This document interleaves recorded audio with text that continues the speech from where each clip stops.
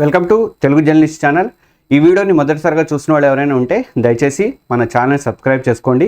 కిందనే ఉంటుంది subscribe button, అలాగే బెల్ ఐకాన్ కూడా ప్రెస్ చేయండి. మేము పెట్టినటువంటి వీడియోలు ఎప్పటికప్పుడు కూడా మీకు నోటిఫికేషన్ వస్తుంది. అలాగే లైక్ చేయడం మాత్రం ఎట్టి పరిస్థితుల్లో మర్చిపోకండి. లైక్ చేసి ఒక కామెంట్ చేయండి. మీ ఫ్రెండ్స్కి కానీ ఇతర సోషల్ మీడియా గ్రూప్లో కూడా మన వీడియోని షేర్ చేయండి. ఏపీ రాజకీయాల గురించి, ముఖ్యంగా జనసేన గురించి నేను ఒక వీడియో అనేది చేయబోతున్నాను. జనసేన కేడర్లో ప్రస్తుతం కన్ఫ్యూజన్ అయితే నడుస్తుంది. జనసేన అధినేత అయినటువంటి పవన్ కళ్యాణ్ 25 ఏళ్ళు రాజకీయం చేస్తానని చెప్పేసి ప్రజల్లోకి వచ్చారు, పార్టీ పెట్టారు. ఇప్పటికే పార్టీ పెట్టి కూడా 10 ఏళ్ళు గడిచిపోయింది. మొదటిసారి జనసేన అధికారంలోకి వచ్చి కూడా ఏడాది అయితే అవుతుంది. అయితే గత 10 ఏళ్ల నుంచి కూడా పార్టీ నిర్మాణం మీద పవన్ కళ్యాణ్ దృష్టి పెట్టలేదు, ఇప్పటిదాకా కూడా దృష్టి పెట్టలేదు. కనీసము 2024 ముందు వరకు కూడా జనసేన అధినేత పవన్ కళ్యాణ్ ఎక్కడ పోటీ చేస్తారన్న దాని మీద కూడా పెద్ద కన్ఫ్యూజన్ నడిచింది. పిఠాపురంలో చేస్తారా, ఇంకో చోట చేస్తారా అనేది కూడా కన్ఫ్యూజన్ అయితే నడిచింది. ఇక మిగతా నియోజకవర్గాలలో ఎలాంటి పరిస్థితి ఉందనేది మనం ఊహించుకోవచ్చు, అర్థం చేసుకోవచ్చు. నిజంగా ఏ రాజకీయ పార్టీ అయినా సరే కంపల్సరీగా గ్రౌండ్ లెవెల్ నుంచి వాళ్ళ పార్టీ పటిష్టమైనటువంటి నిర్మాణం అనేది కంపల్సరీగా చేసుకోవాలి. కార్యకర్తల బలం అనేది కంపల్సరీగా ఉండాలి. కార్యకర్తల బలం లేకపోతే ఏ పార్టీ కూడా నిలబడదు. అంటే ఫౌండేషన్ ఉంటేనే కదా బిల్డింగ్ ఉండేది. అందుకనే ఆ పార్టీకి ఫౌండేషన్ అనేది కంపల్సరీగా కార్యకర్తలే. ఆ కార్యకర్తల బలం లేకుండా ఏ పార్టీ ముందుకు ఎదిగే అవకాశం అనేది ఉండదు. అయితే ఆ తర్వాత పార్టీ నిర్మాణం కూడా ముఖ్యం. గ్రౌండ్ లెవెల్ ఎంత ముఖ్యమో, తర్వాత మా గ్రామ స్థాయి ఎంత ముఖ్యమో, మండల స్థాయి, జిల్లా స్థాయి, రాష్ట్ర స్థాయి, అలా చేసుకుంటూ పోవాలి. ఎందుకంటే కార్యకర్తలు అంతా కూడా వచ్చి డైరెక్ట్గా పవన్ కళ్యాణ్ మాకు ఈ సమస్య ఉంది కానీ, లేకపోతే ఇది కానీ, నారాయణ మనోహర్నో లేకపోతే నాగబాబునో లేకపోతే ఇంకొకరినో కలిసే అవకాశం అయితే ఉండదు కదా.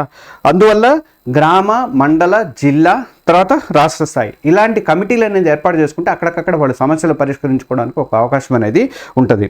కానీ ఇప్పుడు ఎవరిని సంప్రదించాలని చెప్పేసి జనసేన క్యాడర్ అయితే కొంతమంది ఉన్నటువంటి కార్యకర్తలు అయితే కన్ఫ్యూజన్లో అయితే ఉన్నారు. ఎవరిని సంప్రదించి మా పనులు చేసుకోవాలి అని చెప్పేసి వాళ్ళకి అర్థం కావట్లేదు. పార్టీని ముందుకు తీసుకెళ్లాలన్నా, పార్టీ కార్యక్రమాలు చేపట్టాలన్నా, ఏదైనా ఒక 4 వస్తే చేర్చుకోవాలన్నా, ఇలాంటి వాటి అన్నిటికీ కూడా అక్కడ ఒక కేడర్ అనేది లేకుండా పోయింది. ఆంధ్రప్రదేశ్లో చెప్పుకోవాలంటే నిజంగా టీడీపీకి, వైసీపీకి బలమైనటువంటి కార్యకర్తల బలం అనేది ఉంది. మనం చూస్తూనే ఉన్నాం. టీడీపీ సభలు పెట్టినా కానీ జనం విపరీతంగా వస్తారు. వైసీపీ సభలు పెట్టినా కూడా జనం, ప్రతిపక్ష నేతగా ఉన్నా కానీ జగన్మోహన్ రెడ్డికి విపరీతమైనటువంటి జనం అనేది వస్తున్నారు. అంటే బీజేపీకి కూడా కొద్ది గొప్ప నిర్మాణం గ్రామ స్థాయిలో ఉంది. గ్రామ స్థాయిలో కంటే కూడా పట్టణ స్థాయిలో బీజేపీకి కొంచెం ఎక్కువ నిర్మాణం అనేది పటిష్టంగా ఉంది. ఎందుకంటే బీజేపీ ఓటు బ్యాంకు తక్కువ కాబట్టి ఆ పార్టీ గ్రామ స్థాయిలో ఉన్న పట్టణాల్లో మంచి గుర్తుంది. ఇక టీడీపీ, వైసీపీ సంగతి అసలు చెప్పనక్కర్లేదు. వాళ్ళకి గ్రౌండ్ లెవెల్లో బలమైనటువంటి పార్టీలు అవి. కేడర్ నిర్మాణం అయితే గ్రామ స్థాయి నుంచి రాష్ట్ర స్థాయి వరకు కూడా బలగం అన్నీ ఉన్నాయి. ఇక జనసేనకు బలగం ఉన్నప్పటికీ కూడా దాన్ని కింది స్థాయి వరకు లీడ్ చేసేవాళ్ళు లేకపోతే మాత్రం కనిపించట్లేదు. నేను ఇక్కడ ఒక విషయం చెప్దాం అనుకున్నాను. నేను ఏడాది క్రితము ఒక ఛానల్లో పనిచేసినప్పుడు సేమ్ ఇలాంటి ఐటమే ఇచ్చాను.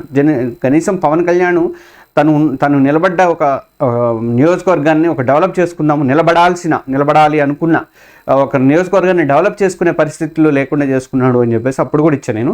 సేమ్ ఇప్పుడే అదే పరిస్థితి. ఇప్పుడైతే పవన్ కళ్యాణ్ పిఠాపురం వచ్చింది అనుకోండి, కానీ మిగతా వాళ్ళకి ఆ క్యాడర్ని డెవలప్ చేసుకొని ఆ నియోజకవర్గాన్ని బిల్డ్ చేసుకునే అవకాశం అనేది ఇప్పటికి కూడా లేదు.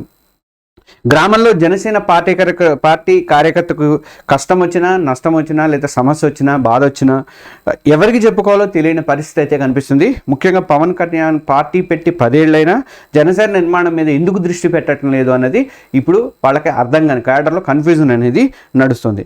అయితే నేను అనుకోవడం ఇక్కడ ఒక భయం కూడా ఉందేమో పవన్ కళ్యాణ్ గారు అనిపిస్తుంది. అది వాస్తవం కూడా నాకు తెలిసి. పార్టీ పదవులు అప్పగిస్తే వాళ్ళు దుర్వినియోగం చేస్తారు, దాన్ని ఎలా పడితే అలా వాడుకుంటారు. దానివల్ల జనసేనకి తప్పుడు పేరు వస్తుంది అనే దుర్వినియోగం చేస్తారన్న భావంతోనే నిర్మాణం చేపట్టలేదా అనే ఒక ఇదైతే ఉంది. అయితే ఇందులో కొంత నిజమైతే ఉంది, కాదంట్లా. కానీ పార్టీని నిర్మించాలంటే అదేదో చిన్న లోటుపాట్లు ఓకే, అది అన్ని పార్టీలో ఉంటాయి అట్లాంటివన్నీ. జనసేన పవన్ కళ్యాణ్ పేరు చెప్పుకొని పోలీస్ స్టేషన్ స్థాయిలోనో, జిల్లా స్థాయిలో, గ్రామ స్థాయిలోనో ఏదో ఒక దందాలు చేస్తారు, కొద్ది గొప్ప చేస్తారు, కాదంట్లా. ఇప్పటికైనా చేస్తూనే ఉన్నారేమో. మరి మీరు అలాగని చెప్పేసి పార్టీ నిర్మాణాన్ని వదిలివేయడం అనేది కరెక్ట్ కాదనేది సీనియర్ జర్నలిస్టుల యొక్క ఉద్దేశం. ఒక మాజీ ఎమ్మెల్యే జనసేన పార్టీలో చేరాలన్నా, లేదా గ్రామ స్థాయిలో, మండల స్థాయిలో కొంతమంది వేరే పార్టీల నుంచి జనసేన పార్టీలోకి రావాలనుకున్నా కూడా ఎవరిని సంప్రదించాలో అర్థం కావట్లేదు. పవన్ కళ్యాణ్ అందరికీ అందుబాటులో ఉండరు కదా, ఆయన పనులు ఆయనకున్నాయి, ఆయనకి బోల్డని శాఖలు ఉన్నాయి, డిప్యూటీ సీఎంగా కూడా ఉన్నారు. అదే సమయంలో తర్వాత స్థానంలో ఉన్నటువంటి నేతల్ని సంప్రదించాలన్నా కూడా అది సాధ్యపడలేదు. ఎవరి పనుల వాళ్ళు బిజీగా ఉంటున్నారు. పార్టీ సెంట్రల్ ఆఫీస్కి వచ్చి తమ గోడు చెప్పుకుందాం అనుకున్నా కూడా అంతగా ఎక్కువ మంది అందుబాటులో అయిన ఉండదు. నేను పవన్ కళ్యాణ్ దర్శనం అయితే కావడం లేదు, అందరికీ కూడా సాధ్యపడదు. ఎవరో కొంతమందికి మాత్రం ఇస్తాడు, ఆయన మాత్రం టైం ఎక్కడ ఎంతమందికి ఎట్లా ఇస్తాడు. దీంతో జన సైనికుల్లో నిరుత్సాహం అయితే కనిపిస్తుంది.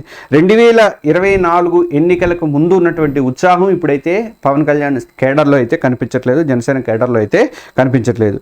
అప్పట్లో ఉన్నటువంటి పవన్ కళ్యాణ్ కోసం బయటకు వచ్చినప్పటికీ ఆయన సినీ అభిమానులే తప్ప, అంటే ఇప్పుడు వస్తున్నారే తప్ప నిజమైనటువంటి జనసైనికులు బయటికి రావడం లేదు అనేది ఒక టాక్ అయితే నడుస్తుంది. కనీసం కూటమి ప్రభుత్వం అధికారంలోకి వచ్చి ఏడాది అవుతున్నా తమకు కావాల్సిన పనులు చేయించుకోవడానికి ఎవరిని సంప్రదించాలో అయోమయంలో జనసేన సైనికులు ఉన్నారు. ఇప్పుడే వాళ్ళ పరిస్థితి ఇలా ఉంటే ఇంకా రాబోయే రోజుల్లో ఇంకా దారుణంగా ఉంటుందో అనుకుంటున్నారు. అందుకే జన సైనికుల్లో అసంతృప్తి అయితే అంతకంతకీ పెరిగిపోతుంది. కాబట్టి అంటే సర్వేలు కూడా అదే చెప్తున్నాయి. ఈ మధ్యకాలంలో వచ్చినటువంటి సర్వేలు కూడా ఎన్నికలకు ముందు అయినా సరే, ఎన్నికలకు ముందు పార్టీ నిర్మాణానికి తాము పడిన కష్టాన్ని ఎవరు గుర్తించట్లేదని చెప్పేసి వాళ్ళు వాపోతున్నారు. ఆ నిరాశ అనేది ఎక్కువగా గ్రామ స్థాయిలో, గ్రౌండ్ లెవెల్లో ఎక్కువగా కనిపిస్తోంది.